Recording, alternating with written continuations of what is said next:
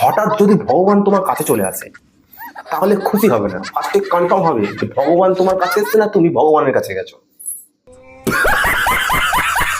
চাইলে যত খুশি ইংরাজি শিখে নাও, কুত্তা পেছনে ধরলে হুস হুস হাঁটি করতে হয়, এক্সকিউজ নিতে কাজ হবে না।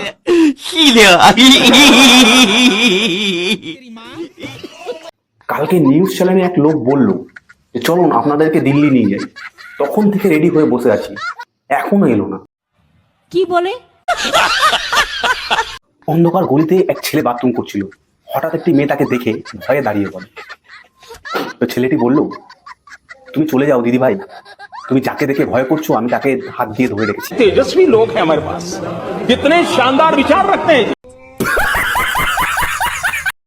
এই যে সরি, এটা ওটা কেমন আজব শব্দ। মানুষ বললে প্রবলেম শেষ, আর ডাক্তার বললে মানুষ শেষ।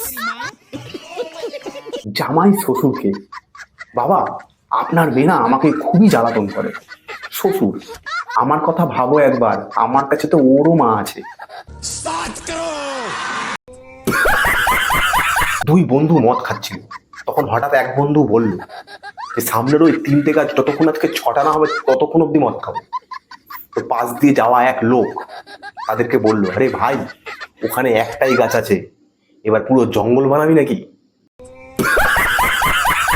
মহিলা ভুল করে ঘোড়ার মেশিনে হাত দিয়ে দেয়, তো ঘোড়া উত্তেজিত হয়ে খুব জোরে দৌড়াতে লাগে।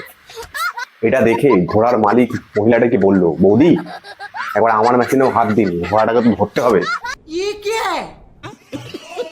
এই ইন্ডিয়া একটা এমন কান্ট্রি যেখানে ঝগড়া লাগবে, মারাপিট লাগবে, তার আগেই বলবে তুই হাত লাগিয়ে দেখা, ও বলবে তুই হাত লাগিয়ে দেখা। যেই একজন হাত লাগাবে তারপরে কি বলবে, তুই হাত লাগালি কেন? शाबाश बेटा, बहुत बढ़िया। যদি তুমি ব্যাংক থেকে লোন নাও তাহলে শোধ করতে 30 বছর লাগবে, আর যদি ব্যাংক লোটো তাহলে 10 বছরের বাইরে চলে আসবে। कितने तेजस्वी लोग हैं हमारे पास, कितने शानदार विचार रखते हैं। এরকমই নলেজের জন্য আমার চ্যানেলটিকে সাবস্ক্রাইব করুন। আমার সামনে দিয়ে কোনো মেয়ে স্কুটি নিয়ে গেলে আমি এতটাই সাবধানে চলি যেন মনে হয় রথ নিয়ে ভল্লাল দেব আসছে। কিছু মানুষের পকেটে 1 টাকাও থাকে না, তারপরও তারা ফোনের প্যাটার্ন এমন রাখবে যেন মনে হয় দুনিয়ার সব ব্ল্যাক মানির ইনফরমেশন ওর ফোনেই আছে। কি বলে?